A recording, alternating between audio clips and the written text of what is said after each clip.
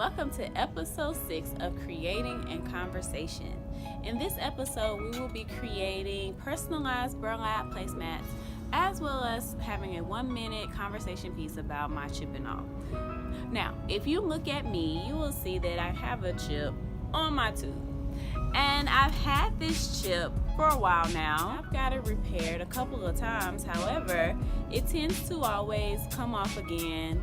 And now I'm at a point where I'm like, I don't know if I want to get it repaired again. A lot of times we may not deal with the issues that we have, and we try to either cover it, repair it, or do something to try to hide it.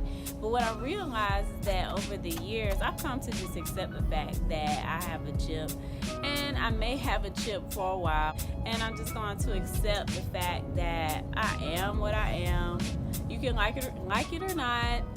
So I encourage you to accept what you are or who you are and enjoy it. So, on to making beautiful, personalized burlaps. Until next time, create your lifestyle.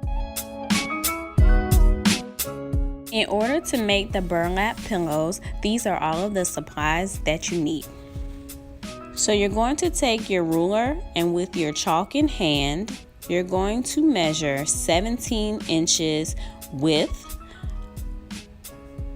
And then you're going to take your ruler and measure 12.5 inches in length, all the way around until you create a rectangle. So I want to do this until I have created 4 separate rectangle pieces.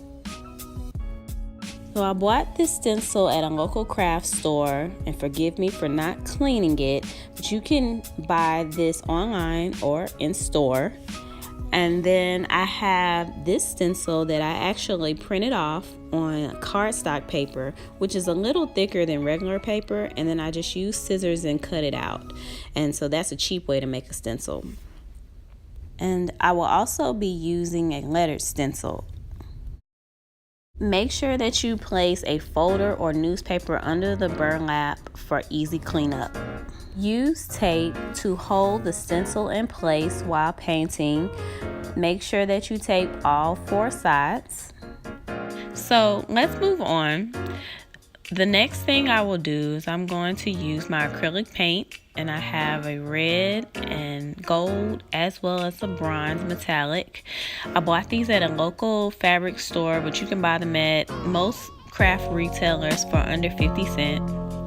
And I will use 3 different type of brushes. I use a plate that I cut in half, and I will use that as my palette. I'm going to take a dab of the metallic paint, the bronze color, with my foam brush, and I'm just going to easily fill it in. I don't want to put too much paint on my foam brush, but I want to do that all the way around and just kind of hold it in place with my hand. And I'll take my time just to make sure that everything looks fabulous.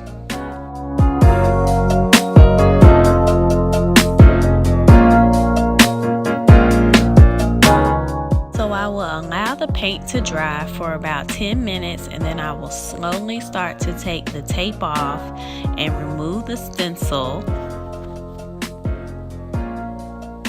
Oh, and it looks great. Next, I will place the stencil letter down, and then I will tape it at the top as well as at the bottom. And then I will use the metallic gold paint with a small brush. I want to make sure that when I put my dab on my palette that I blot it out so that there's not a lot of paint. You want to make sure it's a thin layer. So make sure that you take your time, otherwise it may look messy.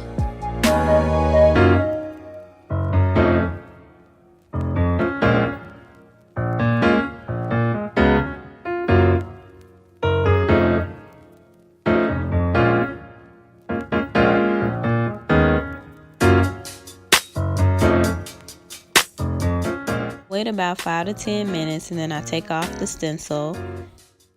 So I will take my homemade stencil as well as the paint, and I'll place a dab on my palette. And I'm going to use the smaller paintbrush and take my time and fill it in.